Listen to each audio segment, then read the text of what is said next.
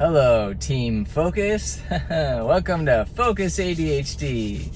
So, I want to share a couple of tips about ways to help you go to sleep at night.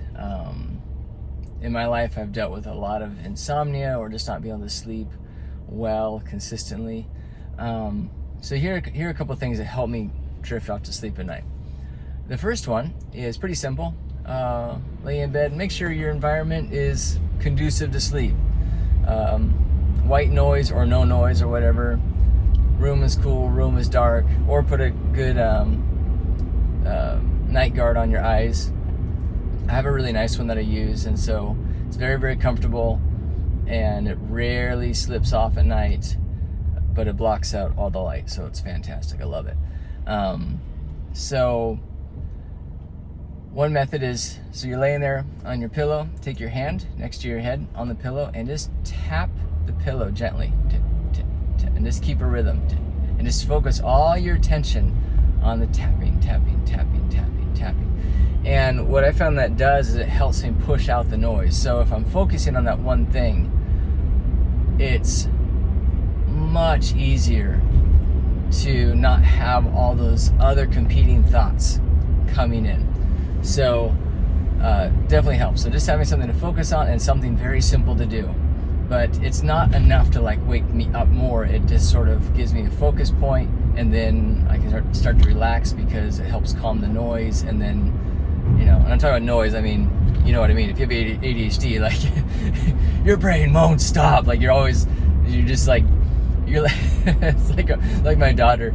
She's almost 6 months old now, and her hands are very busy, so she's always like grabbing for stuff, and I'm like, that's kind of like the ADHD brain. It's always grabbing for something, So anyways, tapping on the pillow helps calm down the grabbing.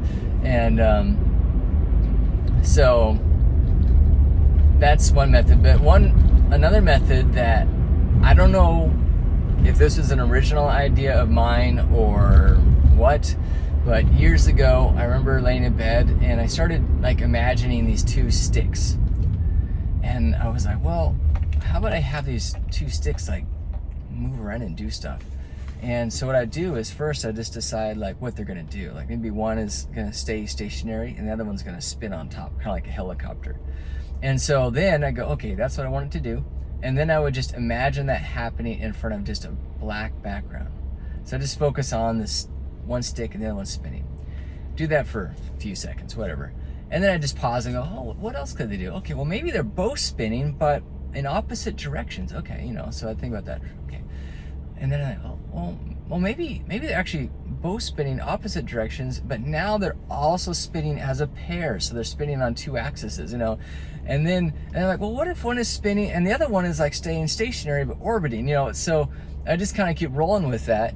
And what I found entertaining in the process is that there's times where I'll have a new idea of what they can be doing that I never thought of before. Like maybe the ones here, and this one here is orbiting in this direction, closer to me and farther away. And maybe they're, yeah, it's endless. You'd be surprised how many combinations that these two sticks can interact with each other.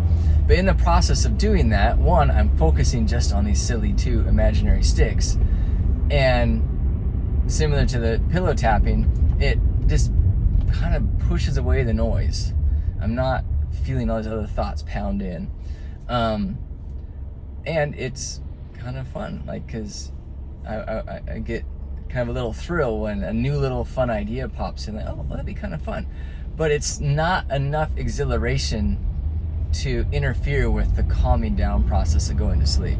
So anyways, those are two ideas: pillow tapping, imagining sticks, and with the stick idea, you can run with them. Maybe you imagine a golden ring and a sphere, and you have them interact with each other, or a triangle or a cone or three-dimensional objects, or maybe more complicated things. But I think I usually just stuck with a couple objects like sticks that were very simple because it's easy for me to imagine that. But I don't know, it's just simple. It doesn't take a lot of brain power to do, but it is sort of fun. So anyways, I hope that helps you in your pursuit of trying to calm down at night. I can empathize with the busy brain at night. Usually has to do with maybe too much stimulation during the day, like caffeine, not enough exercise. There's a lot of things that contribute to not being able to calm down at night. And so if that's a struggle for you, I would encourage you to get help, because when your quality and quantity of sleep get reduced, it really makes ADHD more difficult. It just exacerbates the severity of the symptoms, and it's like swimming upstream every day or running uphill every day in sand. If you've done that before, you know what I mean. You're just like, oh, just trying to get through today, but it seems so, I'm just trying to get the basics done, and it's, how am I gonna make it, So anyways, hope that helps, and I hope you have an awesome day.